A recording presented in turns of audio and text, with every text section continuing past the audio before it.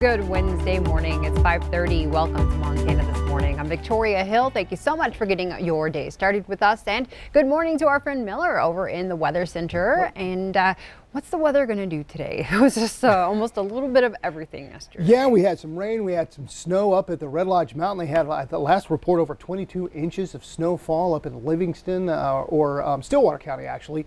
We had over 7 inches. So, and not today, not today. We're going to start off with some sunshine this morning. We're going to see some clouds this afternoon. We're going to stay dry, but we've got more rain and snow in the forecast as we take a live look across Billings right now. Courtesy of the Stockman Bank Weather Cam, 25 at the airport, feels like 13. Still quite sticky out there with that moisture, but it's slowly pushing out before it returns later on this evening and into tomorrow. Humidity at 85%, dew points at 21, winds out of the southwest at 14.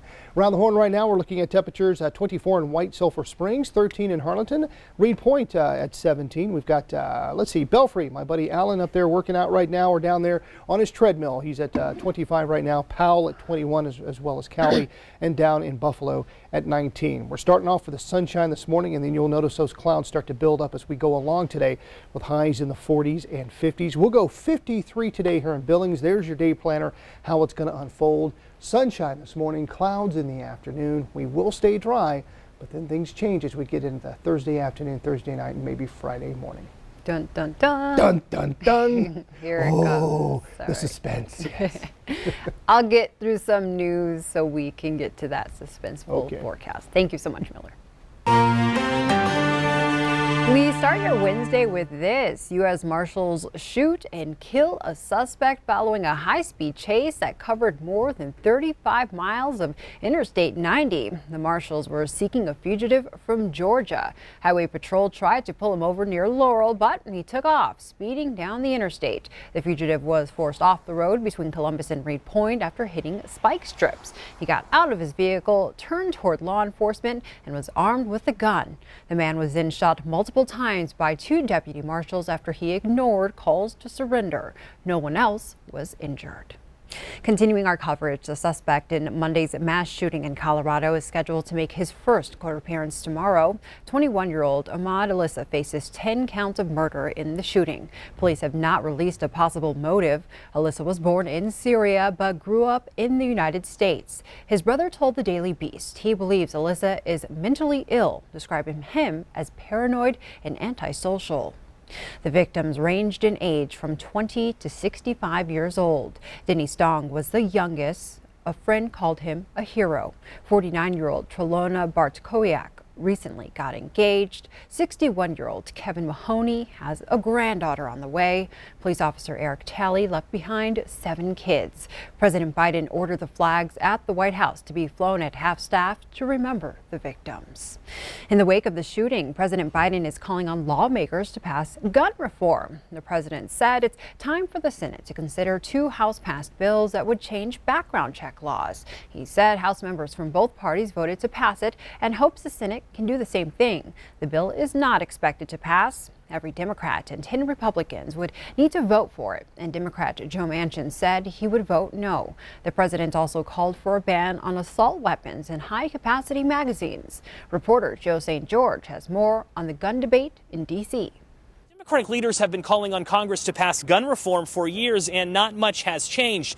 And that very well may be the case in 2021 as well. But Democrats on Capitol Hill are at least poised to try, holding a gun control hearing in the Senate Tuesday, which was scheduled well before Boulder took place. Each one of them aware of how difficult any change will be. In 2020, the National Rifle Association gave 94% of congressional Republicans A grades and 92% of Democrats F grades. The topic is extremely partisan. Republican Senator Ted Cruz's speech today an example of why. And every time there's a shooting, we play this ridiculous theater. Of course, the violence could prompt President Biden to issue some gun-related executive orders. It could also prompt Senate leadership to rethink the rules and the votes needed to pass gun laws. For instance, right now 60 votes are needed to stop a filibuster, and some progressives want that changed or eliminated so gun laws can pass with just 51 votes. In Washington, I'm Joe St. George.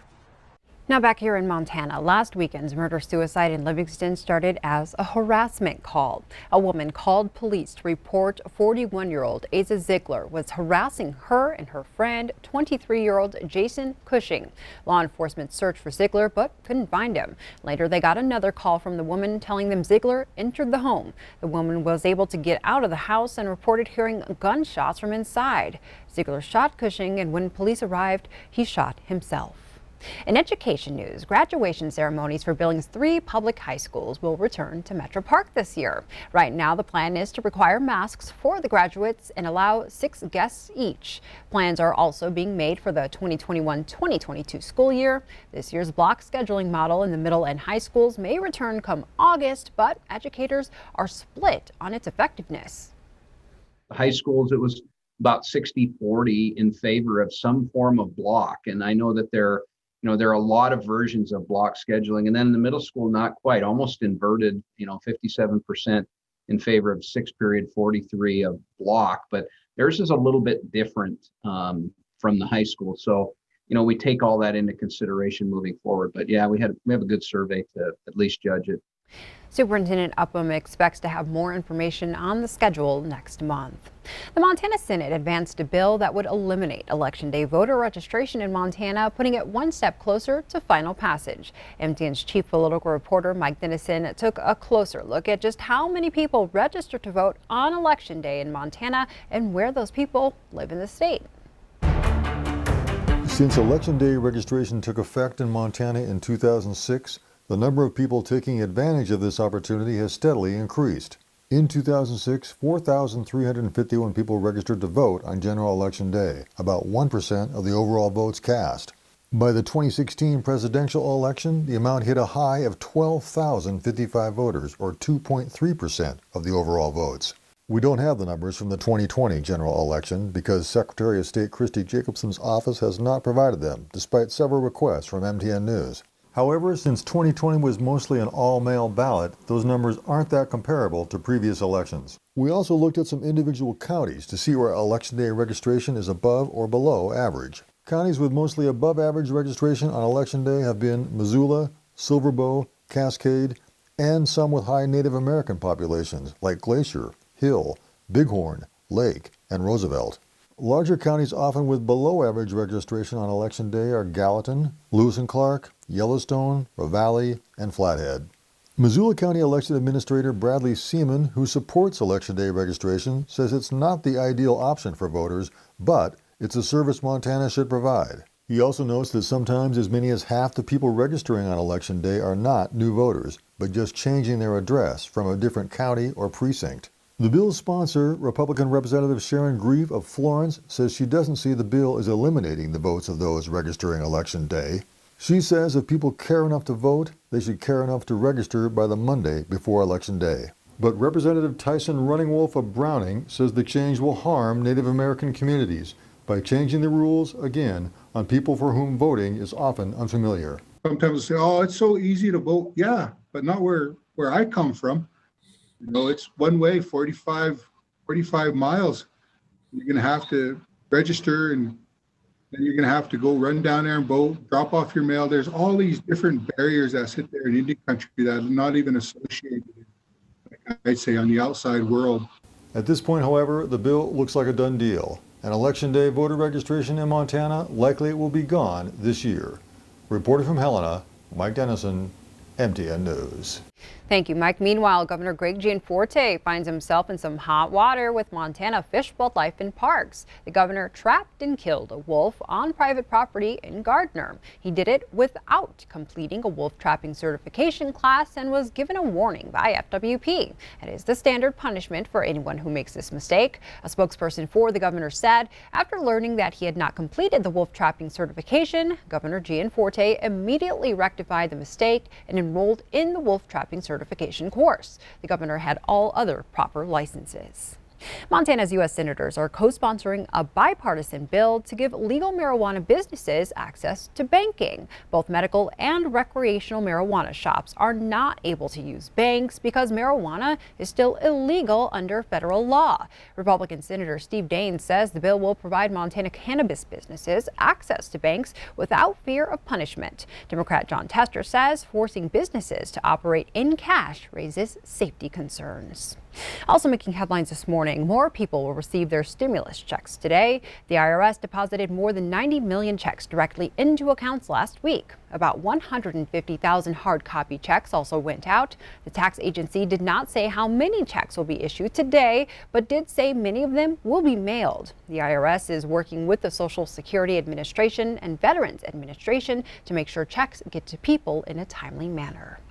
And a new study shows the economic pain felt by millions of Americans during the pandemic would have been worse without federal help. Researchers found the first round of stimulus money kept the poverty rate in check early last summer. It kept rising the second half of the year as those funds ran out. But December's stimulus helped lower the poverty rate from 11.6% in November to 11.2% in February. Researchers say this latest bill will likely cause poverty data to drop again.